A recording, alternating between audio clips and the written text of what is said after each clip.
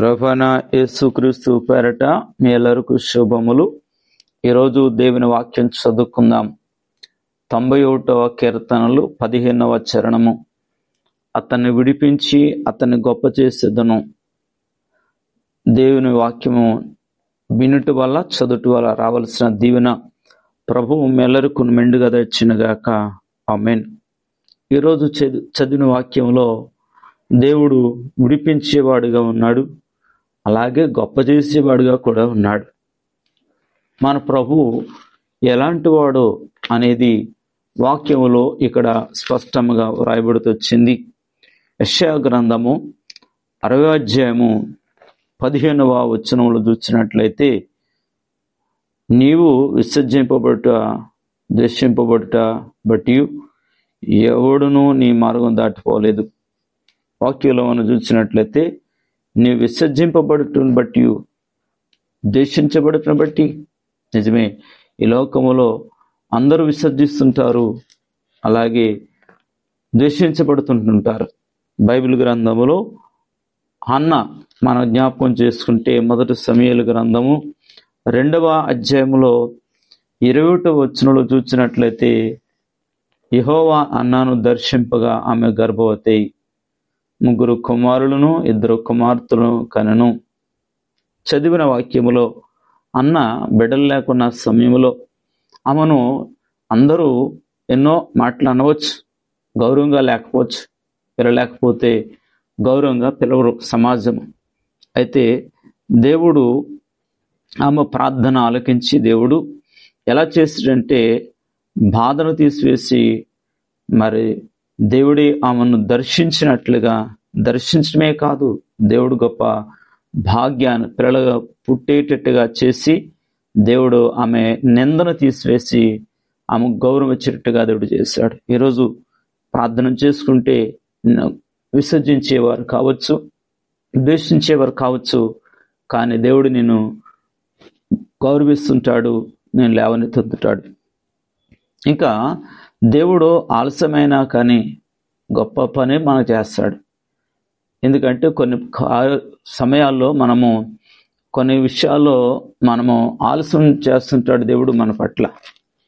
అయితే యోహాను సువార్త 11వ అధ్యాయంలో ఒక మాట మనం చూడగలుగుతుంటాం.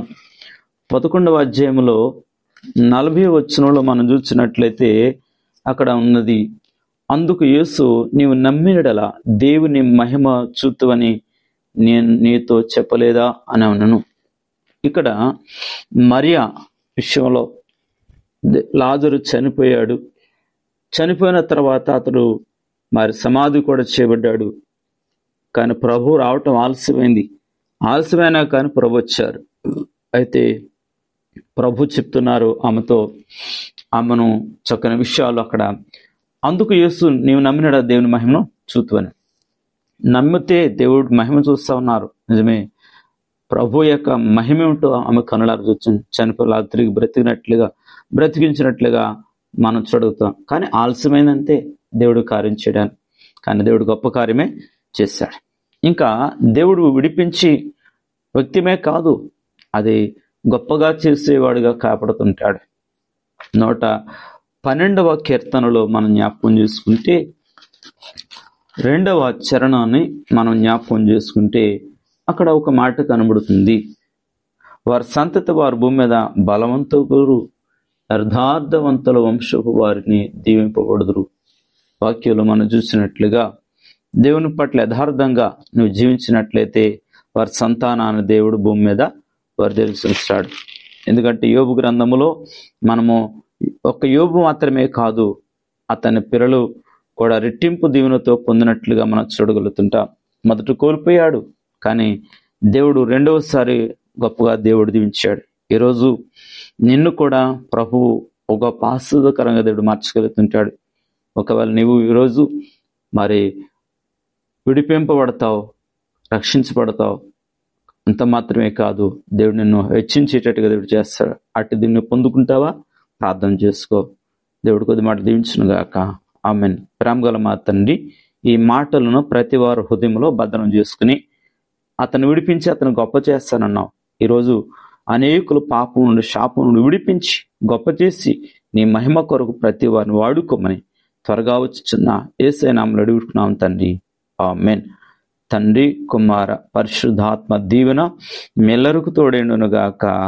ఆమేన్. అందరికీ నూతన స్తుతి సింహాసన స్తుతి పాత్రుడ యేసయ్యా,